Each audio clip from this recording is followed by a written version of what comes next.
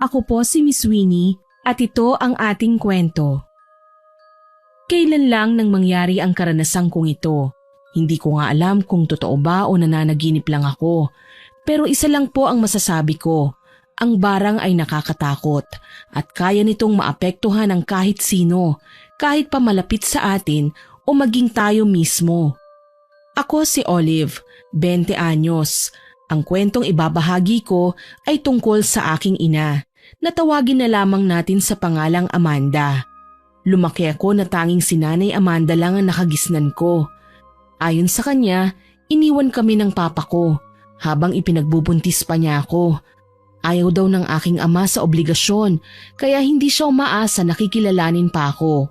Sa murang edad, napilitan si Nanay Amanda na buhayin ako at pag-aralin. Umaasa siya na kapag nakapagtapos na ako ng pag-aaral, magagawa ko naman na paluwagin ang mahirap naming buhay. Lagi mong tatandaan ang pangaral ko sa'yo, iha. Wag na wag kang magpapaligaw. Hindi ka lang nila basta aabusuhin. Sisirain nila ang buhay mo. Kahit dangal, hindi ititira sa'yo. Tignan mo yung iba riyan. Inuuna ang puso, nagpapakita ng labis na pagmamahal. Naging marupok. Hayun, nasaktan, nasira ang buhay. Nay, tungkol na naman po ba ito kay Papa? Para kasing hindi na ito tungkol sa akin eh. Bakit anak? Nakalimutan mo na ba ang ginawa ng hayop mong ama sa atin? Inabandon na niya tayo. Hindi niya ako pinanagutan. Kaya ngayon, wala tayong patutuloying lalaki sa mga buhay natin. Sagabal lamang sila sa buhay natin. Marami akong kilalang babae na naging matagumpay kahit hindi nakapag-asawa. Nay, tingin ko po nakapag-move on na po si Papa. Kayo na lang ang hindi. Siguro po masakit ang ginawa niyang pang-iwan sa atin. Pero hindi po ba dapat magpasalamat na lang kayo? Kasi kung nakatuluyan niyo po si Papa, paulit-ulit niyang gagawin sa atin ito. Kita niyo yung kinaiinisan yung babae na ipinagpalit ni Papa sa atin? Hayun na, high blood din kay Papa. Habang magkarelasyon sila, ilang beses pa nilang nahuli na ng babae ang ama ko. Tama ako eh. Hindi na dapat nabubuhay ang mga taong kagaya ni Roberto. May dugong manloloko. Dapat talaga sa mga lalaking yan pinaparusahan. Kapag hindi na hinto ang gawain nila, sigurado marami pa silang masasaktan. Nanay, tama na po. Alam nyo, kesa ini-stress nyo ang sarili nyo kaiisip sa salawahan kong ama, mabuti pa magpahinga na kayo. Matulog muna o kung gusto nyo, magpahangin sa labas. Ako na po muna ang magluluto ng tanghalian natin. Di bale, sa kwarto na lang ako anak. Pasensya na kung nasinghalan kita kanina. Ewan ko ba, sa tuwing naaalala ko ang iyong ama, hindi ko maiwasang sisihin siya kung bakit ako nagkaganito. Ni hindi ako nakapagtapos dahil sa kanya. Masama ang loob ko sa kanya, anak. Sige na po, inay. Tatawagin ko na lang po kayo kapag kakain na, ha? Kumalma lang po kayo. Hindi na niya ako sinagot at pumasok na sa kwarto. Lagi na lang ganun ang pag-uusap namin ni nanay. Minsan hindi ko na maiwasang magtampo. Ang pagmamahal ni nanay para sa akin ay sala sa init, sala sa lamig. Hindi man lang niya tinatanong kung ayos lang ba ako, kung may nangaapi ba sa akin sa eskwelahan o kung may panggastos pa ba ako. Palagi na lang siyang nagmumukmok, kung hindi naman lasing. May mga panahon din na babad siya sa pwesto niya sa hulaan sa simbahan. Ni minsan, hindi man lang niya ako itinabi sa silid niya. Nasanay na akong natutulog sa sala, katabi ng kanyang alagang pusa. Isang araw, napakunot noo ko nang bago pa man makaalis ng bahay para pumasok sa eskwela ay kinausap ako ni nanay. Paalis ka na ba, Olive, anak? May kailangan muna ako sa'yo. Opo, nay, aalis na po ako. May quiz po kasi kami ngayon eh. Ah, ganun ba? Ay, oo nga pala. Anak, hindi ba't nakakausap mo naman ang anak ng papa mo sa ibang babae? Ha? Bakit po, inay? Anong kailangan nyo kay Emily? May ipapakiusap sana ako sa'yo eh, kung papayag ka. Pero sigurado naman ako na magiging madali lang itong ipapakiusap ko sa'yo. Bakit? Ano po yun? Sabihin nyo na, inay, at kailangan ko na pong umalis eh. Baka traffic na ngayon at mahirapan ako makahanap ng masasakyan. Humingi ka naman ng litrato ng papa mo. Yun lang sana ang kailangan ko. Litrato? Ano pong gagawin niyo sa litrato? May gusto ka po ba ulit kay Papa? O baka naman po pagpapantasyahan mo ang larawan niya? Gaga ka ba? Hindi na ako kailanman magkakagusto sa mga taong kagaya ng tatay mo, no? Basta, huwag ka ng maraming tanong. Ano, magagawa mo ba o hindi? Kung ayaw mo, makikiusap ako sa iba. Marami naman akong pwedeng pakiusapan para kunin ang litrato ng hayop na lalaking yon. Susubukan ko po, inay. Baka lang kasi magtaka ang kapatid ko kung bakit kailangan kong humingi ng larawan ng papa namin. Mag-isip ka na lang ng dahilan. Alam ko naman na kayang-kaya mong humanap ng palusot para mabigyan ka eh. Basta pagkatapos ng inuutos ko sa'yo, hindi na ako papayag na makipagkita o makipag-usap ka pa sa papa mo. Naiintindihan mo ba ako? Baka naman po kung anong gagawin niyo sa larawan ha? Kilala ko po kayo, inay. Kung may binabalak po kayo, wag niyo nang ituloy. Olive, sino ba ang nanay mo? Bakit kailangan mong magreklamo kada may sasabihin ako? Nakikiusap ako sa'yo ng maayos, hindi ba? Alam ko po ang ginagawa niyo, Nay. Kaya nga po palagi ako nagpapaalala sa inyo eh. Huwag niyo na pong dagdagan ng mambabarang sa pamilya natin. Hindi ko po kayang makitang nananakit ng ibang tao. Mamaya niyan, may mapatay pa kayo. Tigilan mo na nga ako dyan sa kaartihan mo ha, Olive. Basta bigyan mo ko ng picture. Tapos, sige na, umalis ka na at malilate ka na. Hindi ko magawang suwayin si nanay. Ewan ko ba, kahit alam kong may kakayahan siyang gumawa ng mga bagay na may kinalaman sa itim na kaalaman, hindi ko siya mapigilan. Marahil dahil ako man ay may personal na galit sa aking ama. Ni minsan, hindi niya ako kinilalang anak. Ang totoo niyan, kinasusuklaman niya ako. Si Emily lang naman ang palaging nakikipaglapit sa akin at palihim na nag-aabot ng mga pagkain at perang mula sa aming ama dahil kinikilala niya akong kapatid. Akala tuloy ng nanay may direkta akong komunikasyon sa aking ama. Nang magkita kami ni Emily, sinabi ko sa kanya ang aking sadya. Hi ate, ang aga mo ngayon ah. Gusto mo bang kumain muna? Naku, busog pa ako, Emily. Pasensya ka na. Nag-agahan kasi ako kanina sa bahay eh. Ganun ba ate? Oo nga pala. Tingin ko may kailangan ka. Sabihin mo na. Baka maibigay ko kagad. Nakakahiyaman pero pwede ba akong humingi ng litrato ni Papa? Oo naman ate. Mabuti na lang may dala ako sa pitaka. Oo nga pala.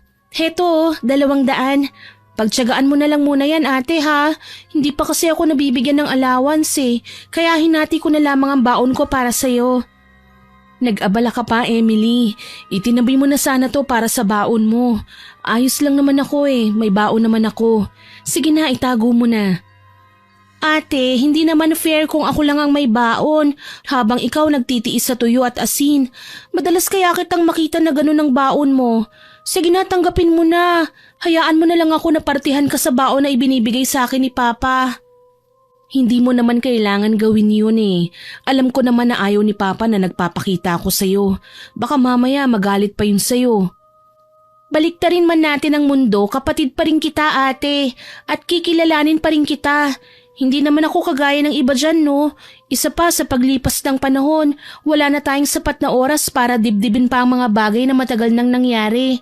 Ano ngayon kung magkaiba tayo ng nanay? Hindi naman natin kasalanan yun eh. Kagagawan nito ng mga magulang natin. Hindi nila inisip na ang konti nilang kasiyahan nun magdudulot sa atin ng matinding kalungkutan ngayon. Emily, wag mong iisipin na sinisisi kita sa nangyari sa buhay ko ha. Mahal kita. Alam mo, ikaw ang isa sa pinakamagandang bagay na nangyari sa buhay ko. Binigyan mo ako ng pag-asa. Pinalakas mo ang loob ko. Ang drama mo, ate. Sige na, papasok pa ako sa school. Magkita na lang tayo mamaya, ha? Oo naman. O paano, sabay na tayo?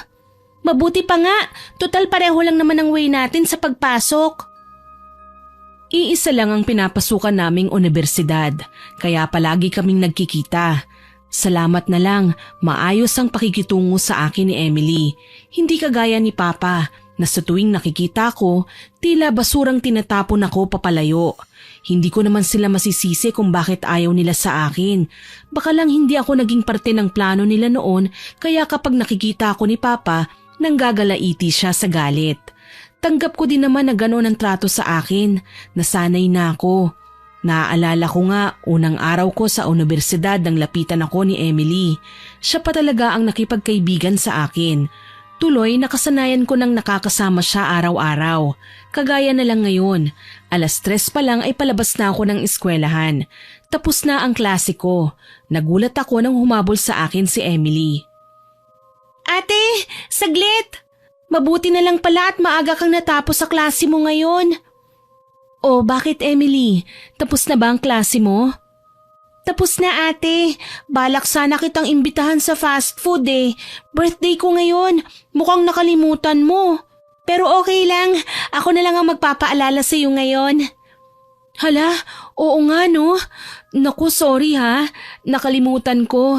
Pasensya na talaga na wala sa isip ni ate. Paano yan? Wala akong regalo. Huwag mo nang isipin yun. Ang makasama lang kitang kumain ay sapat na para sa akin. Sabi ko nga kina Papa, kunin ka na lang para may ate ako eh. Kaso lang hindi siya pumayag, lalo na si Mama. Ewan ko ba, ang babaw na dahilan lang naman yung anak ka ni Papa sa pagkabinata. Hindi naman natin kasalanan kung magkaanak sila sa ganoong edad eh. Hayaan mo na, ganun talaga eh. Kapag nagkamali sila, ayaw nila na araw-araw nilang nakikita ang mga mali nila. Kaya siguro hindi nila ako gustong makita. Pero bilib din ako sa'yo, Emily. Kakaiba ang mindset mo. Hindi ka man lang nagpakita ng pagka-interes na itakwil din ako. Ate, para lang po sa mga spoiled brat ang ganun. Hayaan mo na sila.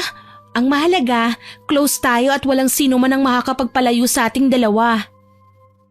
Napangiti ako sa kanyang sinabi, lalo na nung niyaya niya ako sa isang fast food chain malapit sa aming universidad.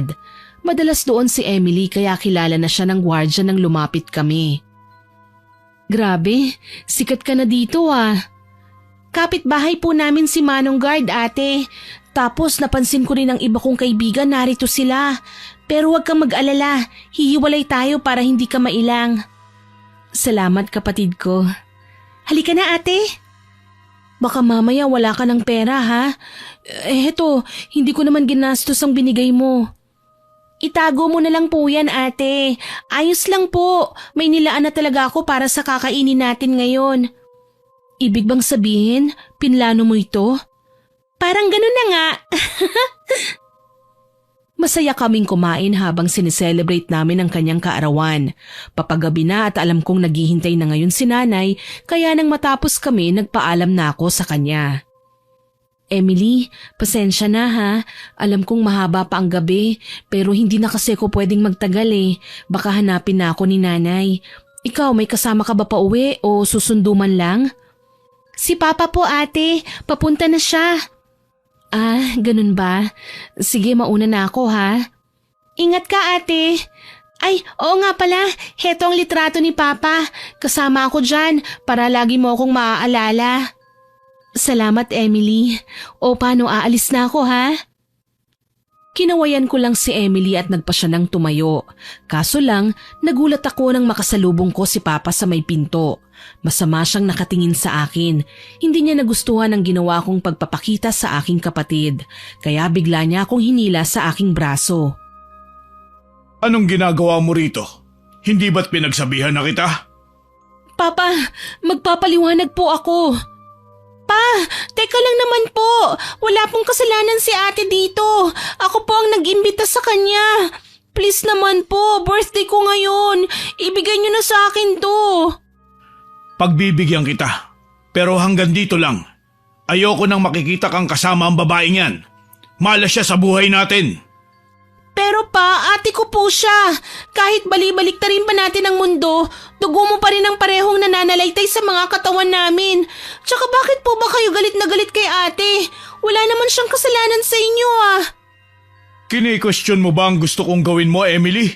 Hala, pasok sa kotse. At ikaw, anak ng bruha, huwag ka nang lalapit pa sa anak ko. Ano? Anak niyo rin naman ako ah. Wala akong anak na iniluwal na mambabarang. Kaya pwede ba, lubayan mo na kami. Pakiwari ko, tinutusok ng palaso ang dibdib ko sa sakit ng mga salitang natanggap ko. Para bang labis niya akong kinamumuhian. Tipong ayaw niya akong makasama man lang na huminga sa iisang lugar. Ganon kasi ang nararamdaman ko sa inaakto niya sa akin. Luhaan akong tumalikod at iniwan sila. Ito kasi ang problema eh. Tanggap ko nang ayaw niya sa akin. Pero bakit kailangan pa niyang ilayo sa akin si Emily na natatanging koneksyon ko sa kanya? Tuloy, dala ko na ang katamlayan hanggang sa makarating ako sa bahay. Napansin ako ni Nanay Amanda kaya naman kaagad niya akong hinila paupo sa kawayang papag. Hoy babae, halika nga rito. Pag-usap tayo. Ano na naman ba ang meron dyan sa mukha mo ha? Bakit nakasimangot at matamlay ka ha?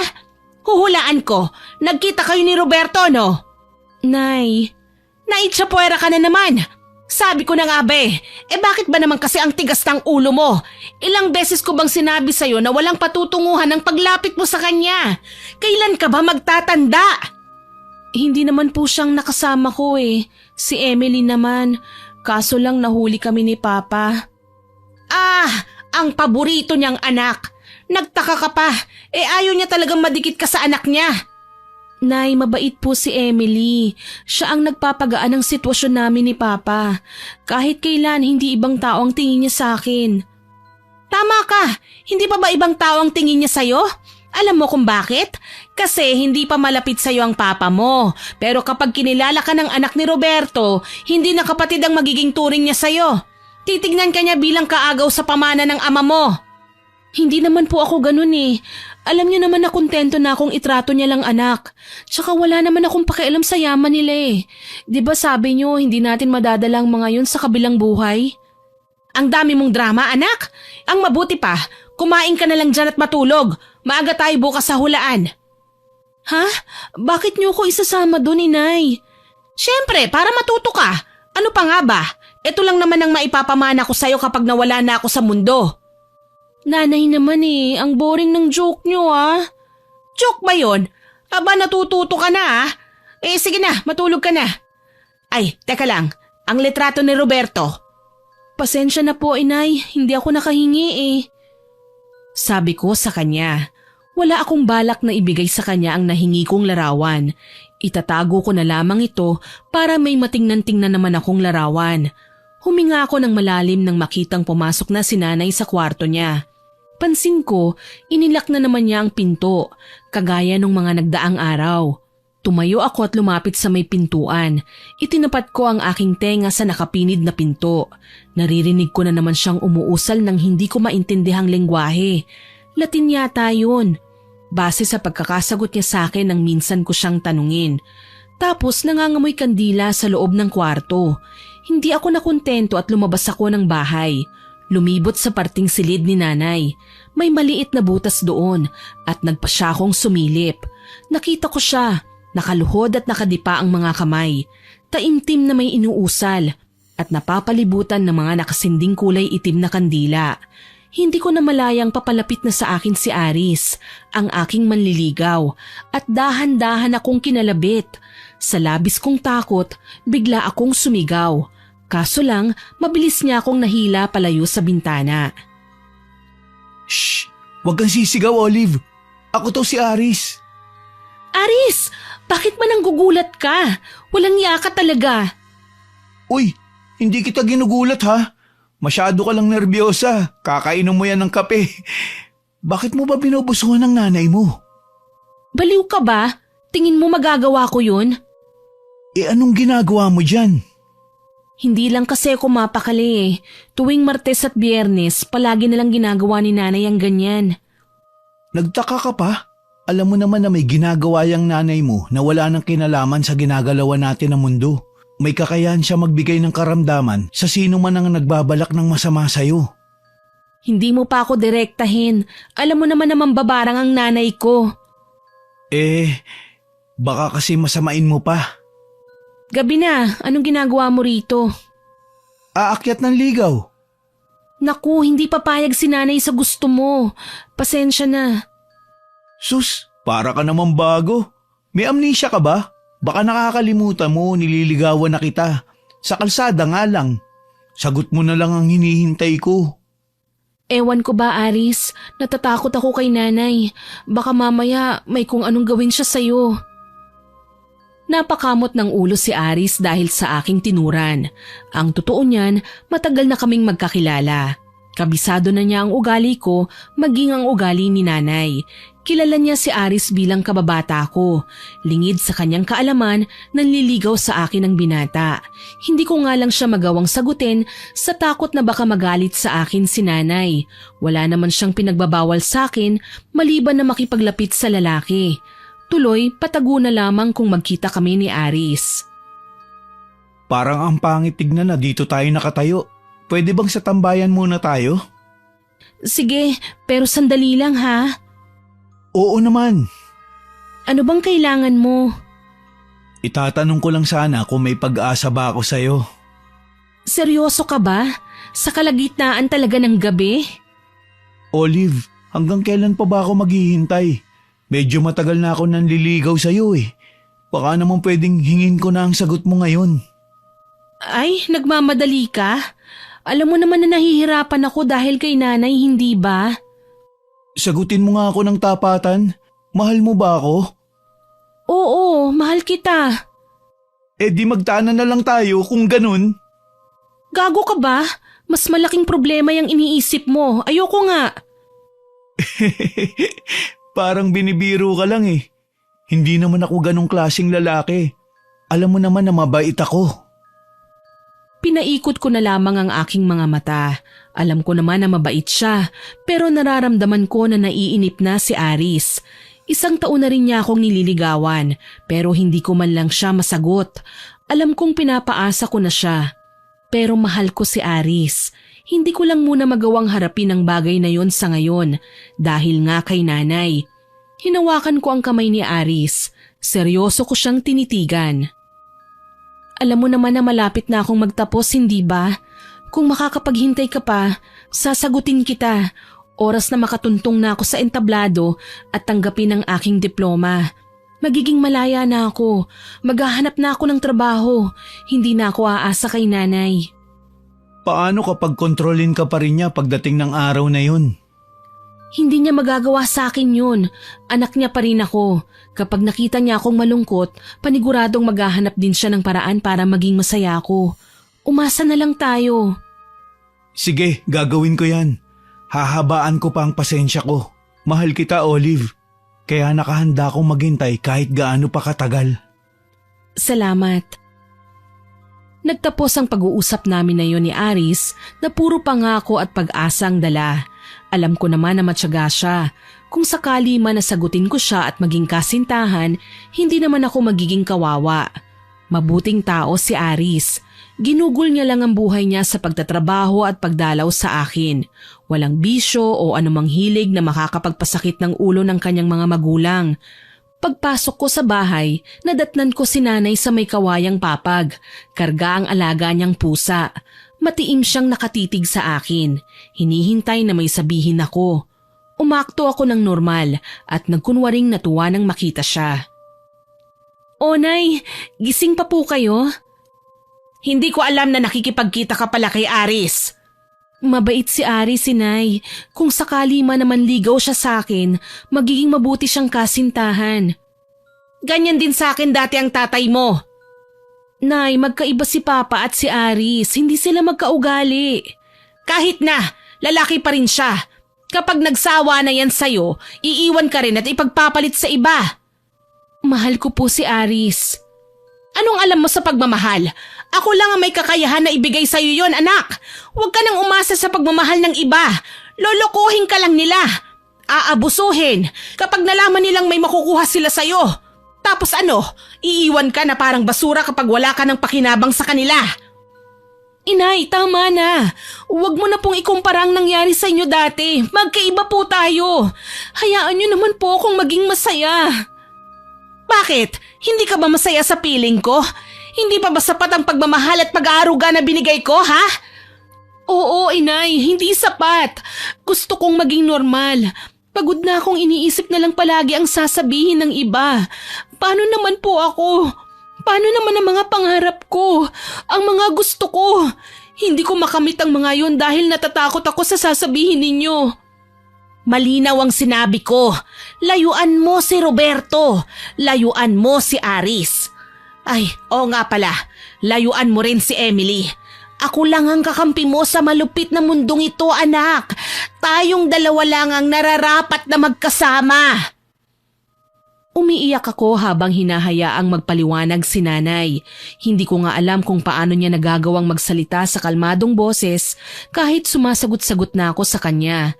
Inaalalayan pa niya ako at pinahiga sa kawayang papag. Kinumutan at ginawaran ng halik sa pisngi. Nakaramdam ako ng antok, kaya ipinikit ko na ang aking mga mata. Nagtaka ako kung bakit kahit gusto kong magsalita, umiyak, magwala ay hindi ko magawa. Parang bigla akong napagod at walang ibang nais gawin kundi ang matulog. Ang huli kong natatandaan, binubulungan niya ako ng mga katagang hindi ko maintindihan hanggang sa tuluyan na nga akong lamunin ng dilim. Nang magising ako kinabukasan, wala na si nanay. Nag-iwan siya ng sulat sa mesa na pupunta siya sa hulaan. Ako naman ay mag-aasikaso na lamang ng bahay dahil Sabado naman at wala akong pasok. Bumuntong hininga ko nang maalala ang mga nangyari kagabi. Siguradong ginamit din ni nanay sa akin ang kanyang kakayahan. Hindi ko na kasi nagawa pang umangal sa lahat ng sasabihin niya eh. Basta nang sinabi niyang matulog na ako, ayun, nawala na nga ako ng malay. Pilit ko na lang iwinaksi ang mga bagay na yon at nagluto. Malapit na akong maghain nang dumating sa bahay si Aris at dumungaw sa bintana ng bahay namin. Psst! Olive! Aris, anong ginagawa mo rito? Dinadalaw ka. Baliw ka ba? Paano na lang kapag naabutan ka ni nanay? Magagalit sa'yo yun. Hindi naman siguro. Saka, nakita ko siya sa simbahan kanina. Mukhang magtatagal siya at maraming nagpapahula sa kanya.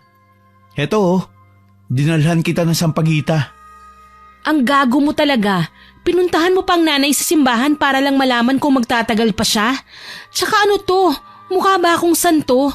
Sa dami ng pwede mong ibigay sa akin, ito talaga? Hayaan mo na. Sumisimbolo naman ang bulaklak na yan sa pagmamahal ko sa'yo. Walang kakupas-kupas. Yee! Gago, hintayin mo ako dyan. Lalabas ako. Yun! Kinikilig na lumabas nga ako ng bahay at hinarap si Aris. Nagkwentuhan na lang kami. Sinulit ang mga oras na wala si nanay. Alam ko naman kasi na kapag nakita niya si Aris, magwawala yun. Hindi rin naman siya nagtagal. Pagsapit ng tanghali, umuwi na rin siya. Talagang kahit ilang beses ko siyang pagsabihan, hindi mapipigilan ng lalaking yon sa pagdalaw sa akin, na mas lalong nagpatibay ng paghanga ko sa kanya. Ibig sabihin, may paninindigan siya at hindi magpapasindak sa mga pagbabanta. Hindi nagtagal, dumating din naman si nanay. Nakangiti siyang nakatingin sa akin. Kaso lang, napakunot noo ako nang magbago ang kanyang reaksyon, lalo na nang lumapit sa kanyang alaga niyang pusa at ilang beses nang umiyaw. Nagulat nga ako, parang nagsusumbong ang hayop. Ilang sandali pa, napatingin sa akin si nanay. Totoo ba nanggaling dito si Aris? Ha? Anong ha? Ang sabi ko, bakit nagpunta dito si Aris? Anong kailangan niya? Nay, paano niyo po nalaman? Malamang, kakasabi lang ng alaga kong pusa eh. Ngayon balak mo pang magsinungaling sa akin? Ano? Bakit siya nagpunta rito? Dinalaw niya lang ho ako. Ha? May sakit ka ba para dalawin? Hindi ba't pinagsabihan na kita? Walang magandang maidudulot sa'yo ang lalaking yan. Nay, pakiusap. Tama na po ang kakapangaral niyo sa akin. Alam ko na po kung ano ang tama at mali. Malaki na ako. Wala akong pakialam. Basta ilayo mo ang sarili sa mga taong sinabi ko. Ngayon, kapag hindi ka tumigil, ipinapangako ko, magsisisi ka. Kinabahan ako sa kakaibang tingin na iginawad ni nanay sa akin. Hindi ko alam kung anong binabalak niya, pero gusto ko nang magrebelde sa kanya. Palagi na lang niya akong pinapakialaman. Sana man lang hayaan niya akong mamuhay ng normal, na walang kinatatakutan, nang walang iniiwasan. Dala ng labis kong galit, umalis ako sa aming bahay. Nakipagkita ako kay Emily, ang aking half-sister. Ewan ko ba, parang pareho kami ng pinagdadaanan. Kagaya ko, malungkot din siya. Ate, galit na galit si Papa. Ililipat niya raw ako ng eskwelahan kapag nagpatuloy pa ako sa pakikipagkita sa'yo. Pareho tayo, bunso. Naiinis na nga ako sa kanila eh. Bakit ba ginagawa nilang komplikado ang buhay natin? Pwede naman tayong mabuhay nang hindi nila pinapakialaman, hindi ba? Alam mo ate, may naisip ako. Ano yun? Maglayas tayo ate. May alam akong pwede nating puntahan. Ano? Nahihibang ka na ba, Emily? Pareho tayong sasaktan ni Papa kapag ginawa natin yan. Wala na kasi akong ibang maisip na pwedeng gawin para hayaan nila tayo eh. Nakakapagod na. Ate, hindi ko na kayang maging sunod-sunuran na lang sa lahat ng gusto nila. Nasasakal na ako. Napayuko ako sa kanyang sinabi. Parehong-pareho talaga ang aming pinagdadaanan. Naiipit kami sa isyu ng aming mga magulang na kung tutuusin, sila naman talaga dapat ang may kasalanan. Wala naman kaming alam sa nangyari sa kanila noon. Dala ng labis na kalungkutan, napayakap ako kay Emily. Kahit paglayuin nila tayo, palagi mong tatandaan, mahal na mahal kita, Emily. At alam kong mahal mo rin ako. Palagi mong tatandaan yan ha. Mahirap kasing gawin ng mga bagay na hindi natin kayang kontrolin kasi may mga magulang pa tayo. Tanging dasal ko lang, maging okay din sila sa pipiliin nating landas balang araw. Alam kong oras na mangyari ito, magiging masaya rin tayong lahat. Sana nga po, magkita pa tayo ate. Pangako, magpapakabait ako, magiging mabuting anak, basta wag ka lang nilang ilalayo sa akin. Pwede ba yun? Alam naman natin pareho na ayaw nga nilang makitang magkalapit tayo. Simpleng pag-uusap nga lang natin, hindi nila maatim, hindi ba? Basta ate, gagawin ko ang lahat, wag ka lang nilang ilayo sa akin. Pangako ko yan sa'yo. Sigurado ko sa mga susunod na araw, tatanggapin ka na ni Papa. Kapag nangyari yon, pahalagahan mo sila ha? Hindi kita maintindihan. Bakit ka ba nagsasalita ng ganyan? Nagdadrama lang ako ate. Basta mahal na mahal kita. Palagi mo yung tatandaan ha. Umayos ka Emily ha. Baka kung ano na naman yung nasa isipan mo. Ikaw talaga. Ano, merienda tayo? Libre kita. Aba, mapera ka ngayon ate ah. Oo naman, may ipon kaya ako. So ano, sama ka? Maraming fishbowl dun sa unahan no? Ay sige, gusto ko yan ate. Ginugol namin ni Emily ang aming buong araw sa pamamasyal ng magkasama kung saan-saan kami nakarating para lang mabilis na lumipas ang oras. Masayang masaya ako hanggang sa sumapit na naman ang gabi. Nang maghiwalay nga kami ng landas ni Emily, niyakap ko siya. Mag-iingat ka ha, magkikita pa tayo sa eskwelahan sa Lunes. Opo ate, ikaw rin ha, mag-iingat ka. Yun lang ang naging paalaman namin at umuwi na ako. Naging matamlay ako habang naglalakad. Alam kong may iba na namang sasabihin sa akin si nanay dahil nakipagkita ako sa kapatid ko. Palagi namang ganito eh. Lalambing si nanay ng konti pero babawiin ka agad kapag nagkamali lang ako ng galaw o pagsunod sa mga sasabihin niya. At kahit inaasahan ko na, nagulantang pa rin ako sa pagsigaw ni nanay sa akin nang papasok pa lang ako ng bakuran. Bakas ang matinding galit sa kanyang muka na hindi ko maipaliwanag. Namumula ang kanyang mga mata at mukhang galing sa pag-iyak. Dinuro niya kagad ako. Umuwi ka rin, suwail ka! Ano na naman po ba ang ginawa ko? Nagtatanong ka pa? Nanggaling dito ang tatay mo. Hinahanap sa akin si Emily. Peste kayo! Saan ka nang galing? Ano? Totoo bang magkasama kayo ni Emily? Totoo bang nilalason mo ang utak niya? Nagbabanta ang ama mo na ipapupulis ako oras na hindi nakauwi si Emily sa kanila. Nay, kumalma ka please. Totoong magkasama kami ni Emily. Pero hindi ko nilason ng... Hayop ka! Sinuway mo ako! Napaigik ako nang tumama sa aking pisngi ang malakas niyang sampal. Hindi ako makapaniwala na magagawa niya sa akin ang bagay na ito. Nagawa niya akong pagbuhatan ng kamay. Hindi ko alam kung nag-iskandalo ba si nanay kanina pero may mga tao na kasing nanonood sa sagutan namin ngayon. At mas lalong nagulat ako nang makita kong dinaluhan ako kagad ni Aris at inalalayan pagtayo. Aling Amanda, tama na po. Hindi niyo kailangan saktan si Olive. Ginusto lang niya makasama ang kapatid niya. Ang kapal din naman ng pagmumukha mo na makialam sa pagdidisiplina ko sa aking anak. Isa ka pa sa lumalason sa utak niya. Wala pong lumalason sa utak ng anak nyo. Sadyang sakal na siya sa paraan ng pagiging nanay mo sa kanya. Wala kang karapatang manghimasok sa buhay naming mag-ina! Tama na, inay! Sobra ka na! Hindi na anak ang trato mo sa akin kundi isang bilanggo. Hayaan mo na ako sa gusto ko! Hayaan? Para ano? Para mapariwara ka? Kung tungkol sa akin ang pinaririnig nyo, hindi po ako masamang tao. Mahal ko si Olive. Pesteng pagmamahal yan! Masisira lang ang buhay ng anak ko! Yan kasi ang hirap sa inyo, inay. Inuuna nyo ang paghusga bago nyo tignan ang sarili nyo. Inay, ikaw lang ang naging malas sa pag-ibig. Huwag niyong hayaan na lamunin kayo ng sarili niyong galit. Nadadamay na ako eh. Hindi mo ako maiintindihan. Pwes, ilang araw mula ngayon, magdurusa ka! Tinalikuran ako ni nanay at pinagsarhan ng pinto. Wala akong nagawa kundi umiyak sa bisig ni Aris na niyakap naman ako ng mahigpit. Nararamdaman ko ang matinding awa niya para sa akin. Shh! Tahan na, halika na. Sumama ka sa akin. Talagang sasama ako sa iyo, Aris. Hindi ko na kayang mabuhay pa kasama si nanay. Magpalipas ka lang ng sama ng loob. Kahit manliligaw mo ko, hindi ko naman sisirain ang magandang tingin mo sa nanay mo. Alam kong mahal mo siya at nalulungkot ka lang sa nangyari sa inyong dalawa. Huwag kang mag-alala. Alam ni nanay ang pinagdadaanan mo. Halika na. Sumama ako kay Aris sa bahay nila. Dito kinausap ako ng kanyang nanay. Ipinaintindi sa akin ang hirap ng isang magulang.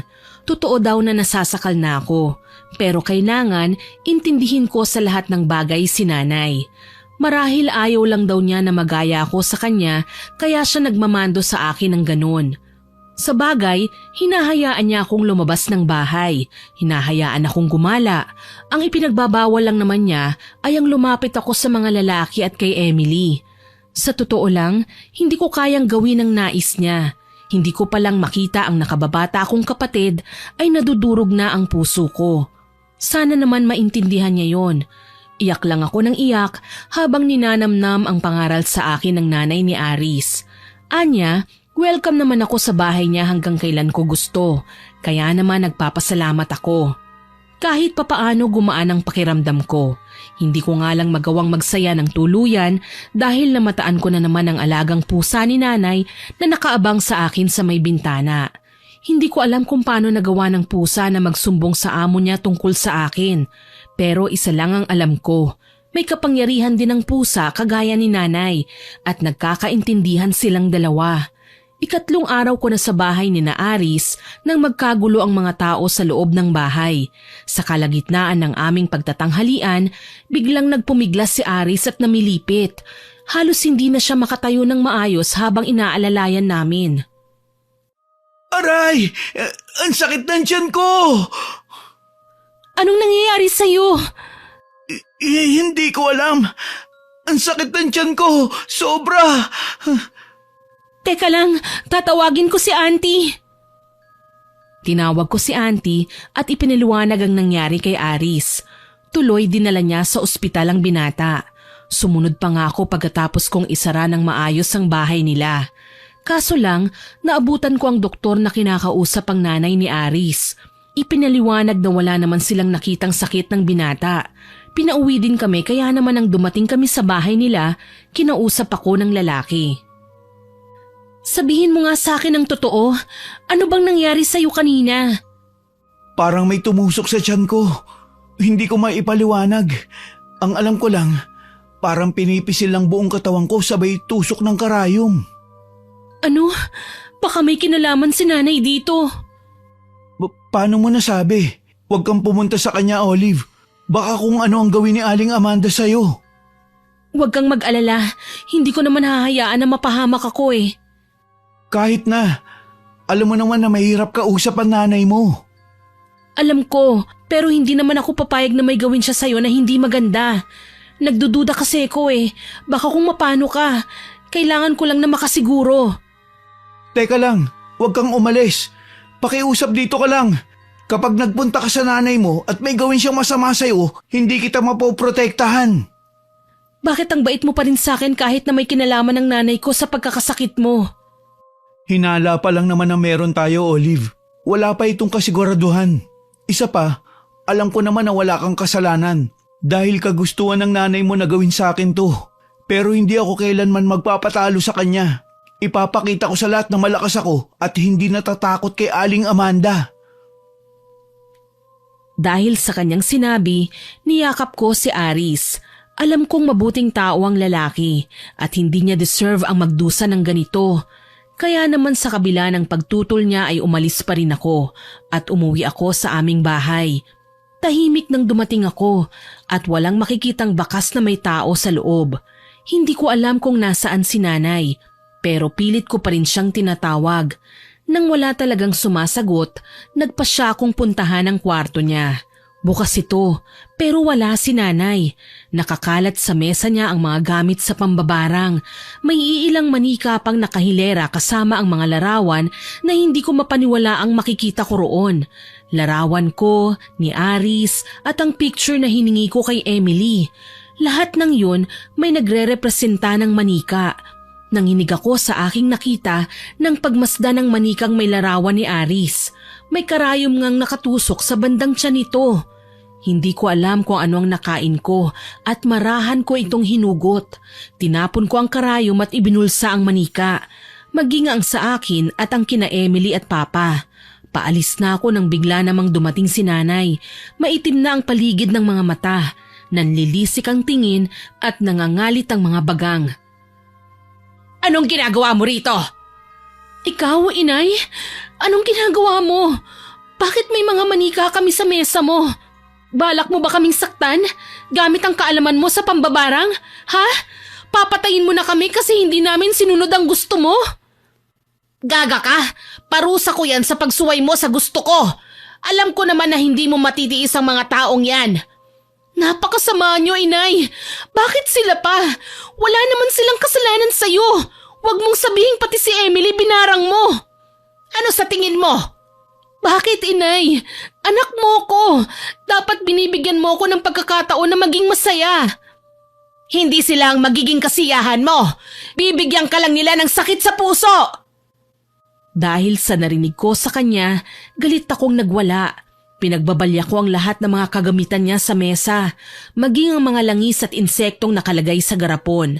Nanlalaki ang mga mata ni nanay. Siguro hindi niya inaasahan na gagawin ko yon.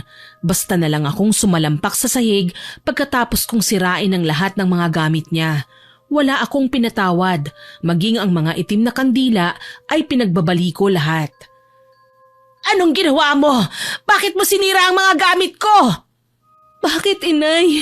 Bakit naman ako ang sasaktan niyo? Sige po, gawin niyo ngayon yan. Total, hindi niyo naman ako mahal eh. Ang drama mo? Hindi naman ikaw ang nasaktan. Hindi naman ikaw ang nahihirapan. Talaga, inay? Sino po bang madrama sa ating dalawa? Hindi po ba't ikaw? Kailan ba kayo niloko ni tatay? Nung hindi pa ako naisisilang. Sige, pagbigyan natin. Pero nay, mag-isip ka naman. Matagal na yun eh. Wala nang katuturan kung hanggang ngayon maglulukmo ka pa dyan sa kalungkutan. Nag-move on na nga ang lahat eh. Ang kapal ng mukha mo. Wala kang karapatan na diktahan ako kung kailan ko gustong kalimutan ng mga hinanakit ko sa buhay. Ayoko pang mag-move on. Kung ganun, inay, di tanga ka. Huwag po nating ipilit ang mga bagay na hindi na pwedeng ibalik sa dati. Kasi kapag pinilit nyo ang gusto nyo, marami ang maaapektuhan. Kagaya namin ni Emily. Sa away nyo ni Papa, kaming mga anak ang naiipit. Hindi mo kasi ko naiintindihan. Palibhasa, wala kang alam sa mga nangyari sa akin noon. Hindi mo alam kung gaano kasakit ang maiwan at umasa. Mali ka, inay. Kasi kahit magkaibang sitwasyon natin, nararanasan ko ang nararamdaman nyo ngayon. Nasasaktan din ako. Sa tuwing umaasa ako, nakikilalanin ako ng tatay ko. Nasasaktan ako sa tuwing pinagtatabuyan niya ako palayo. Alam niyo po ba kung ano pa ang mas masakit? Ang hindi man lang ako suportahan sa lahat ng gusto ko. Para sa'yo, inay, palpak akong anak. Palpak akong tao. Hindi nakasagot si nanay sa lahat ng sinabi ko sa kanya. Pinalabas ko na lamang ang mga masasakit kong kinikimkim sa dibdib. Hindi ko na kasi kayang magtimpi. Tapos ngayon, dadalawa na nga lang ang taong nagmamahal sa akin, sasaktan pa niya? Hindi naman patas yun. Maya-maya lang, nagbago ang ekspresyon ng kanyang muka. Naging malambot at parang nanumbalik sa dati nung hindi pa kami nag-aaway. Ganun na ba kalala ang ginawa kong pasakit sa iyo, anak? Akala mo ba hindi kita mahal? Kasi sa ganitong paraan ko lang naiisip na ipakita ang pagmamahal ko sa iyo eh. Hindi ko po alam, inay. Naguguluhan ako. Sobrang bigat ng nararamdaman ko ngayon. Sana maisip nyo na mali po ang ginagawa nyo. Mali po na binarang nyo ang kapatid ko, maging ang lalaking mahal ko. Sinuway mo ko. Ano ba sa tingin mo ang mararamdaman ko? Hahayaan ko na muna kayong mag-isip, inay. Sana po tanggalin nyo ang karamdaman na inilagay nyo kay Aris. Wika ko sa kanya at tinalikuran siya. Bago bumalik sa bahay ng aking manliligaw, nagpa siya muna akong dalawin ng aking kapatid.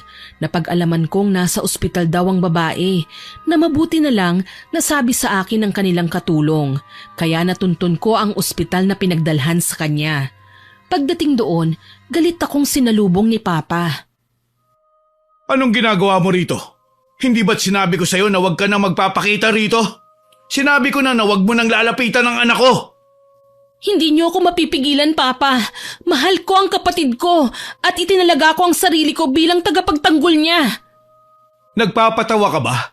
Ano ka mo? Ikaw ang tagapagtanggol niya? Eh hindi mo nga siya nagawang iligtas ngayon sa bingit ng kamatayan eh.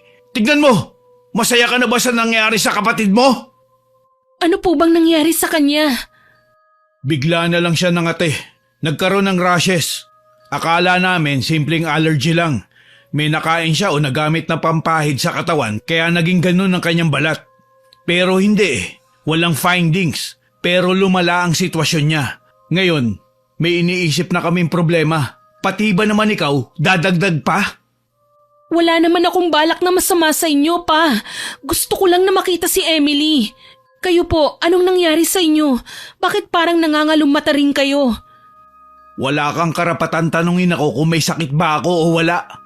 Ang mahalaga sa akin, umalis ka na. Hindi niyo po ba ako hahayaang alagaan kayo? Pa, kahit ano po pong sabihin niyo, anak niyo pa rin ako. Masakit mang tanggapin. Heto ko, naging bunga man ng isang pagkakamali, pero nabuhay at nakahandang umalalay sa inyo. Kahit ilang beses niyo pa akong ipagtabuyan, Pa. Mahal na mahal ko kayo ni Emily. Masama akong ama, yun ang tingin mo sa akin. Pero hindi naman po ako ang nagsabi nun sa inyo. Kailan niyo po ba ako bibigyan ng pagkakataon, Papa? Kapag wala na kayo o ako sa mundong ito? Natulala si Papa sa aking mga sinabi sa kanya. Alam kong tinablan siya, pero nahihirapan lang natanggapin ang lahat dahil yun na ang nakagawian niya. Hinawakan ko ang kamay ni Papa at naluluha siyang tinitigan.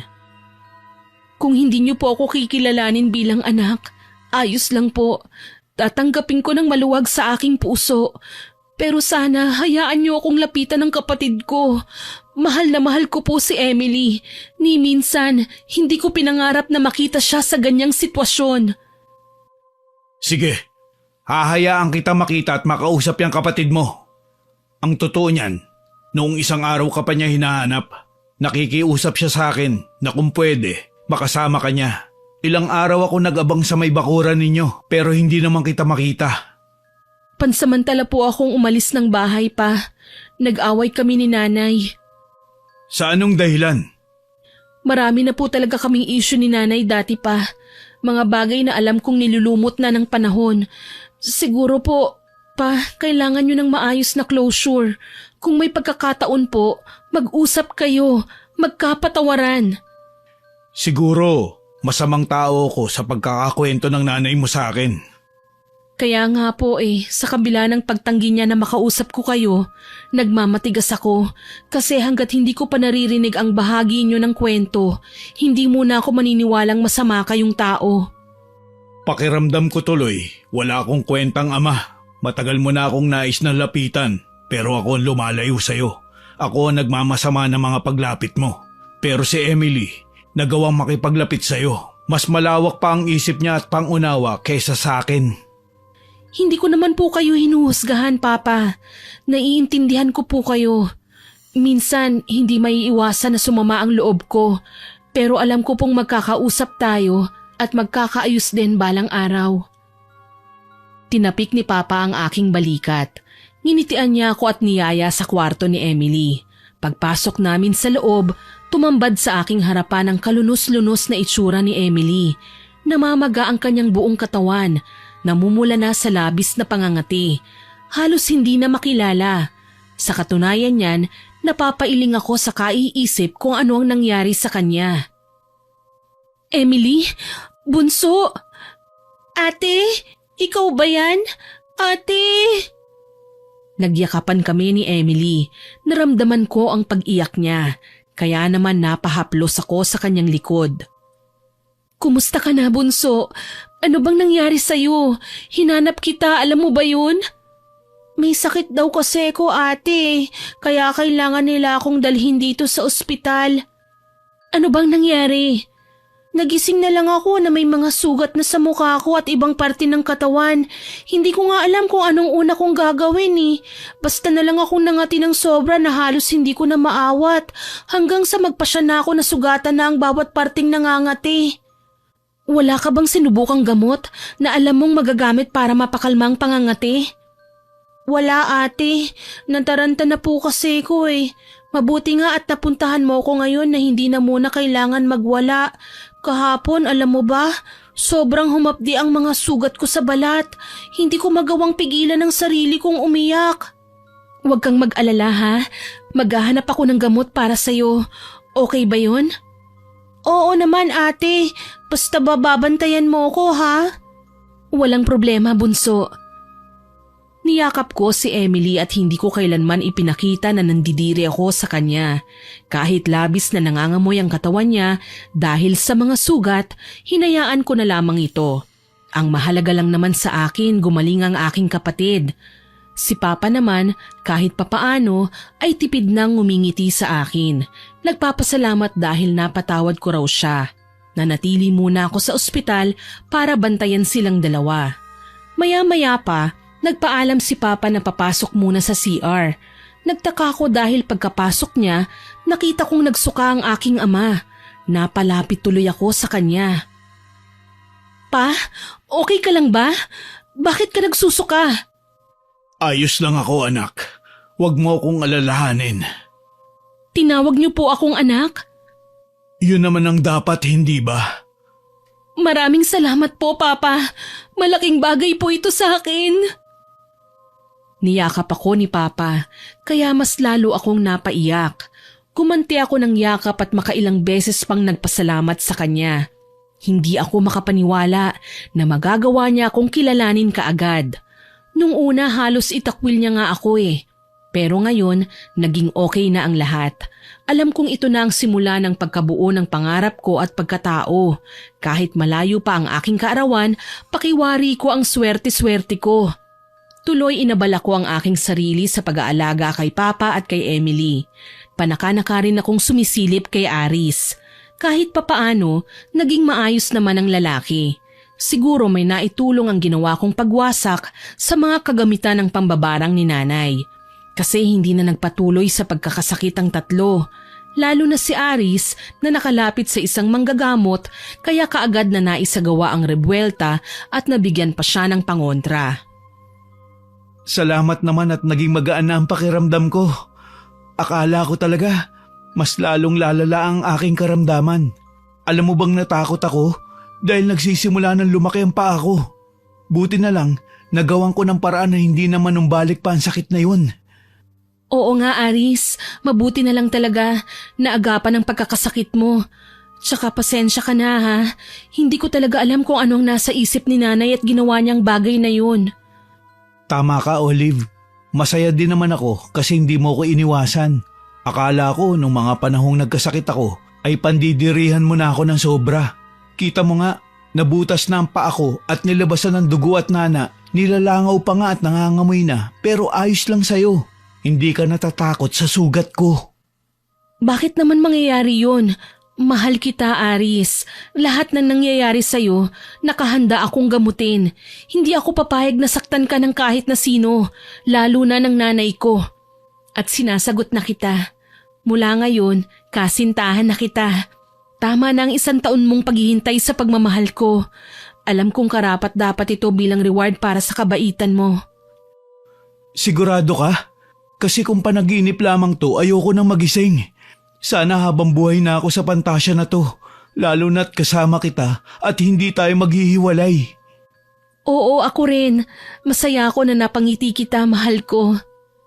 Maraming salamat, Olive. Pinasaya mo ko ng sobra. Dati patagulang tayo nagtatagpo.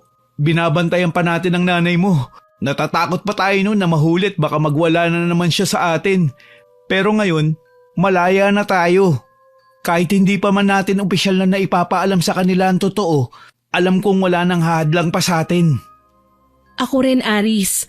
Kaya sana wag mo akong sasaktan, ha? Yun lang naman ang ayaw mangyari ni nanay eh. Kaya siya galit sa mga lalaki. Ayaw niya na masaktan ako at mapariwara.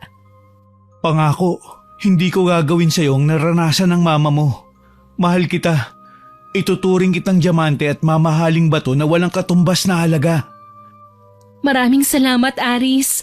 Malaking bagay ka sa buhay ko. Sumpa man, ako na magiging tagapagligtas mo sa mga panahong to. Mula noon, mas naging masaya na ako sa lahat ng nangyayari sa buhay ko. Para bang dahan-dahan nang bumabalik sa dati ang katiwasayan na hindi ko akalaing makakamit ko pa. Maging sa aking pamilya, ganun din ang nangyari. Unti-unti na kaming nagkaayos. Sa katunayan, ako ang sumundo kina Emily nang hayaan na sila ng doktor na makalabas ng ospital. Inalalayan ko ang aking kapatid na pumasok sa kanyang kwarto. Ingat ka, Emily, ha? Baka mapatid ka. Ang sarap pala ng may ate. Inaalagaan ako. Talaga ba? Hayaan mo kung papayag si Papa, ako munang mag-aalaga sa'yo. Bakit naman hindi? Hala, sige Olive. Ikaw na muna mag-alaga sa kapatid mo, ha? Salamat po, Pa. Halika, ate. Doon tayo sa kwarto ko matulog. Nakakahiya naman. Huwag ka nang mahiya, ate. Ako naman ang kasama mo sa kwarto eh. Marami akong ibibigay na damit sa'yo. Baka naman mamaya ubusin mo sa kabibigay mo sa akin ng mga damit mo, ha? Ate, hindi naman ako ganun, no? Alam mo bang sa tuwing mamimili kami ng damit, ibinibili rin kita? Ang bait mo naman sa akin. Ganyan naman talaga ang magkapatid, hindi ba? Nagbibigayan, nagtutulungan. Alam mo ate, ang pagkakaayos na lang ni na Papa at ng nanay mo ang kulang. Magiging buo na tayo. Hayaan mo bunso, darating din tayo dyan. Pinahiga ko si Emily sa kama. Sa pagkakataong ito, naisip ko nang kausapin si nanay. Alam kong magkakaayos din sila balang araw. Hinihintay ko lang na makatulog ang aking kapatid bago ko tumayo at nilapitan si Papa. Uuwi na po ako, Pa. Babalik po ako bukas ng umaga. Sigurado ka ba, anak? Gabi na eh. Delikado na para sa'yo maglakad pa sa kalsada. Ayos lang po ako, Pa. Kailangan ko rin pong makausap si nanay eh. Oo naman, anak. Sana maging maayos lang ang pag-uusap ninyo. Pagsisikapan ko po yan, Pa. Paano po? Uuwi na ako. Sige anak, mag-iingat ka ha. Umalis na ako at pumara ng sasakyan. Ilang minuto lang din ang lumipas, dumating na ako sa kalsada na dapat kong hintuan. Tahimik sa kalyeng binabagtas ko, pero hindi ako nagpakampante. Alam kong may ginagawa na naman na hindi maganda ang aking ina dahil kinakabahan ako habang papalapit ako sa aming bahay.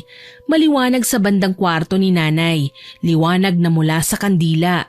Sa po ang dibdib na naglalakad ako hanggang sa huminto ako sa bakuran namin. Pumasok ako at maingat na humakbang. Dahan-dahan na nilapitan ko ang dingding ng kwarto ni nanay. Naririnig ko na naman siya na umuusal nang hindi ko maintindihan ng mga lengguwahe. Nay, si Olive po ito. Anong kailangan mo? Bakit ka narito? Hindi ba ayaw mo na akong kilalaning nanay? Hindi po totoo yan. Pasensya na po kung nagawa kong pakialaman ng mga bagay na pinakamamahal nyo. Hindi ko lang po talaga kayang makita kayong may sinasaktan. Sinasaktan? Ikaw lang ang pinoprotektahan ko. Hindi ko na po kailangan ng proteksyon nyo. Mabuti po ang kalooban ng mga taong nakikipaglapit sa akin.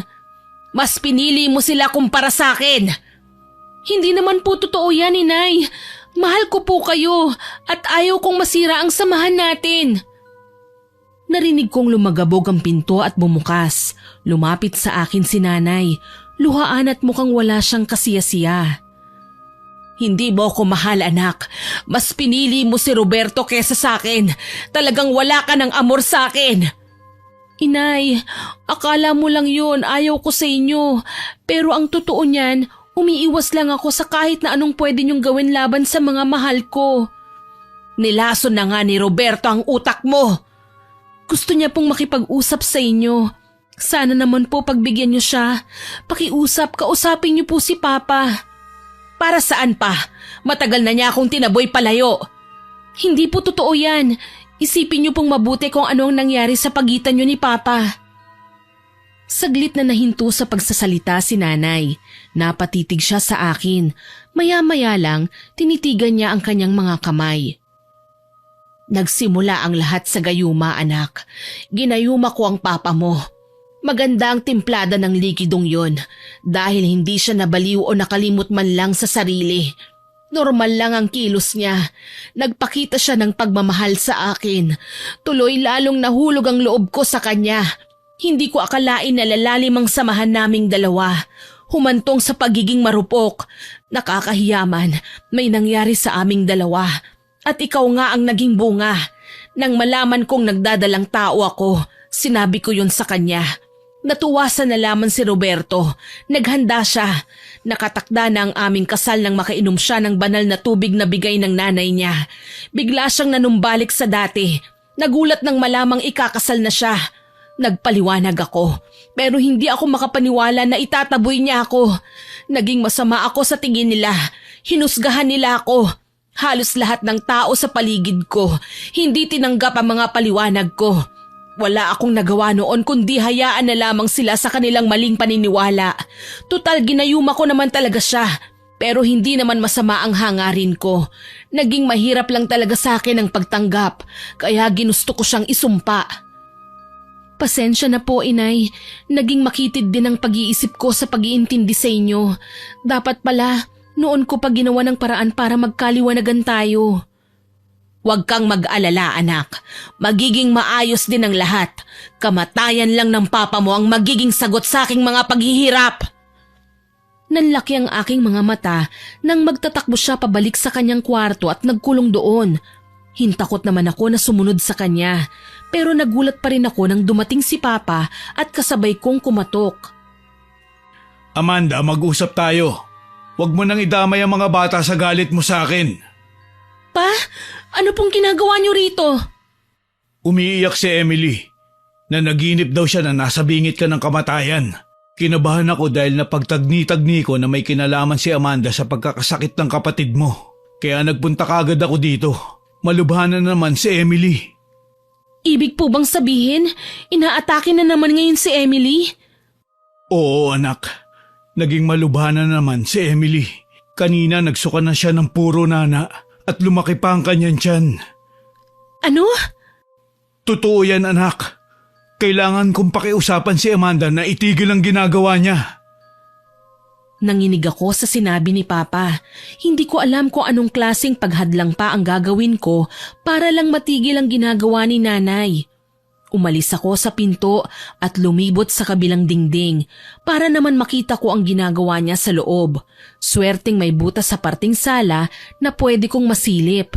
Napasinghap nang makita ang pagdarasal na naman ni Nanay habang nakapalibot siya sa gitna ng mga nakasinding itim na kandila. May manika siyang pinagtutusok kaya naman gayon na lang ang pagsisigaw ni Papa. Napahiga siya sa lupa at namilipit na ikinataranta ko ng husto. Pa! Huwag kang lumapit, anak. Hayaan mo na lamang ako nasaktan ng nanay mo. Sa ganitong paraan lang niya ihihinto ang obsesyon niya sa pambabarang kay Emily. Hindi ako papayag pa.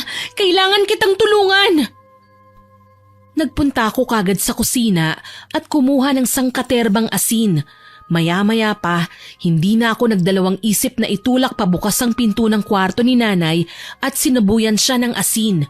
Dito siya nagwala ng todo habang umaatungal sa sakit na dulot nito. Walang iya ka! Anong ginawa mo sa akin? Gusto ko lang pong matigil na ang ginagawa niyo, inay. Bakit? Masama ba ang ginawa ko?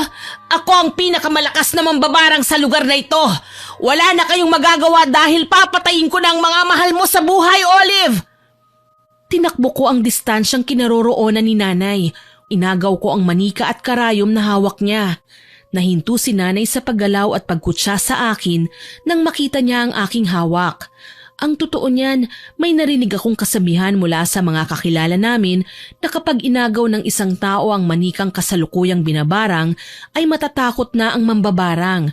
Siya kasi ang masasaktan sakali man na makuha ng iba ang manika. Nanlaki ang kanyang mga mata habang nakatitig sa akin. Ibang-iba na si nanay, para na siyang sinasaniban ng ibang spirito. Kaya naman hindi na ako nagpatinag. Tinusok ko ng karayom ang katawan ng manika. Nagulat ako nang makitang napaigtad si nanay at pumalahaw. Ah! Masakit! Inay, kailangan yung labanan ng masamang elementong pilit na ginagamit ang kakayahan niyo para saktan kami. Pakiusap, inay! Amanda, makinig ka sa anak mo. Kailangan niyang mailayo sa kaguluhang ito. Nagpunta ako dito para humingi ng tawad sa nagawa ko sa iyo. Sana mapatawad mo ko. Roberto, hindi ka na ba galit sa akin? Hindi ako kailanman magagalit sa iyo. Kung tutusin, ako may pagkukulang sa inyo. Masyado lang ako nabulagan ng galit na nadarama ko sa pag-aakalang nilinlang mo lang ako. Hindi ko naisip na ganito ang kahahantungan ng aking ginawa at nahihiya ako dahil nais kong maghigante. Pinatatawad na kita, Amanda. Sana patawarin mo din ako. Pinapatawad na kita, Roberto. Pero patawad, hindi ko na mapipigilan ang sarili ko. Tuluyan na akong nilalamon ng kasamaan, dala ng kakayahang hawak ko. Napasigaw ako ng humangi ng malakas. Halos yanigin ang aming bahay kaya natataranta akong nagdasal. Ilang sandali pa, napansin kong inaatake na ni nanay si Papa. Dala ng pagnanais kong iligtas si Papa, iniharang ko ang aking katawan, sabay saboy ulit ng asin kaya napasigaw si nanay. Akala niyo ba, hindi ko alam kung paano kayo lalabanan, inay? Talagang gusto mo akong saktan? Pwes magtutuos tayo! Dinamba ko ni nanay at pinagkakalmot na. Bawat hiklas ng kanyang kuko ay nasusugatan na ako at nagdurugo. Nang makita ni Papa ang nangyari sa akin, ay dinaluhan niya naman ako at kaagad na pinigilan si nanay. Naging mabilis ang kanyang pagkilos at nahablot ang punyal na nakasiksik sa isang tabi. Kaya napasigaw ako nang makita ko kung paano sinaksak ng aking ina ang aking ama.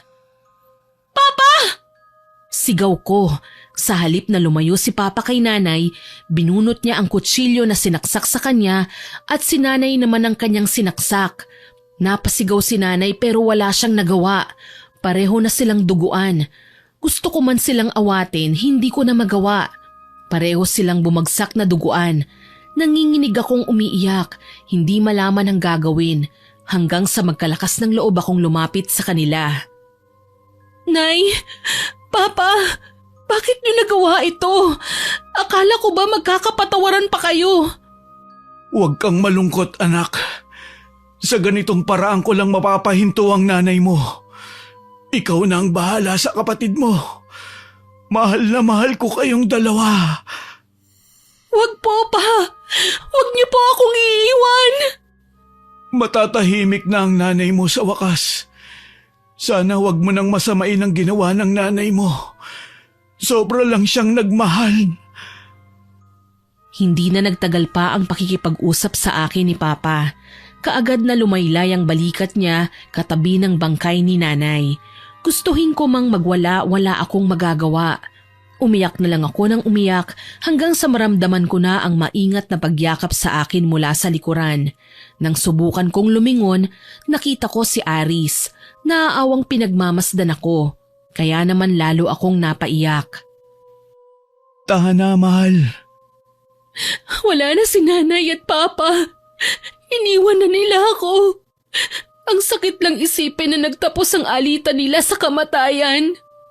Masakit man, pero kailangan natin tanggapin. Hindi lahat ng meron sa mundo, naaangkin natin ng matagalan. Si Emily ang inaalala ko. Paano niya tatanggapin ang katotohanan? Baka ito pa ang maging dahilan at magalit siya sa akin. Hindi naman siguro. Malawak mag-isip si Emily. Nagawa ka nga niyang tanggapin kahit na alam niyang magkaiba ang inyong mga magulang eh. Lalo na ngayon na kung isasalaysay natin ang nangyari, maiintindihan niya tayo. Kagustuhan ng papa mo na tapusin ang sigalot sa pamilya niyo sa ganitong paraan. Sa bagay, tama ka naman. Paano? Tulungan mo ko ha? Kailangan nating ipaliwanag sa kanya ang lahat. Ayokong masaktan ng todo si Emily dahil hindi na naging maganda ang aming kabataan. Tumangulang si Aris bilang sagot at ako naman muling yumakap sa kanya. Humagulgol at ibinuhos ang atensyon hanggang sa wala na akong mailuha. Kinabukasan, pinuntahan namin si Emily sa bahay nila. Sa kanilang tatlo ni Aris at Papa, siya ang pinakanasaktan dahil grabe ang barang na ginawa sa kanya. Gayunpaman, kasabay ng pagkamatay ni nanay ay ang paggaling ng kanyang karamdaman. Dahan-dahang nanunuyo ang kanyang balat at naghilom ang mga sugat. Unti-unting nanumbalik sa pagiging makinis at maputi. Ako naman, kinuha ng nanay ni Emily. Inampun niya ako at inaring anak. Masaya na rin ako dahil magkasundo kami kagaya ng pagkakasundo namin ni Emily.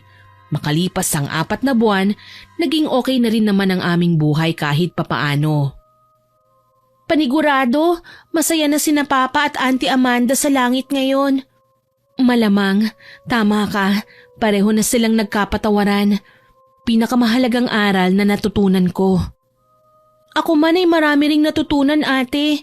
Huwag basta-basta humusga, mahalin ang kapwa at intindihin ang bawat isa. Hindi kasi natin alam na kaya sila ganyan, masama at nanininghal dahil may pinagdadaanan lang sila. Tama ka, Emily. At higit sa lahat, huwag na tayong magtago ng galit sa mahabang panahon.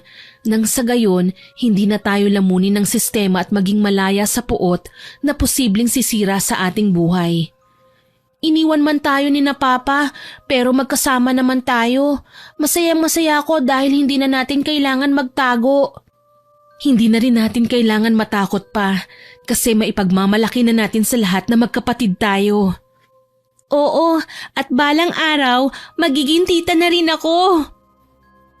Napangiti ako nang haplusin ni Emily ang aking tiyan.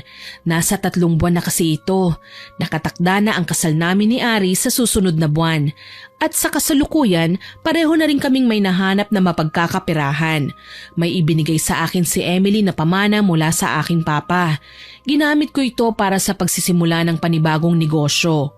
Maliban pa ron, graduating na rin ako ngayong Abril at magiging isang masayang nanay na natupad ang aking mga pangarap. Ano kaya ang itsura mo pag naging isang tita ka na? Baka mamaya mas spoiled mo nga anak ko ha? Hindi malabong mangyari yun. Baka nga maging prinsesa ng anak mo. Diyan tayo mahihirapan. Paano kapag lalaki ang anak ko? Mahirap siyang gawing prinsesa. Di prinsipe na lang. Aba, mukhang may iba na kayong plano sa magiging anak ko ha. Gusto ko siyang maging sundalo. Ayoko. Gusto ko siyang maging doktor, no? Ate, paano kapag gusto niyang maging isang mambabarang? Sabay kami ni Aris na sinamaan ng tingin si Emily para talagang hindi man lang nadadalang babaeng ito sa nangyari sa kanya. Tuloy nakurot ko siya sa singit. Alam ko naman na nagbibiro siya at malamang siya pa ang pinakaunang taong magrereklamo na pasaway ang pamangkin niya. Sa ngayon masaya ako at magkasama kami ng aking pamilya. Nagmamahalan at malaki ang tiwala sa isa't isa. Higit sa lahat, ang tungkol sa pambabarang ay nanatili na lamang lihim sa pagitan naming tatlo at hindi na makakalabas pa sa aming pamilya.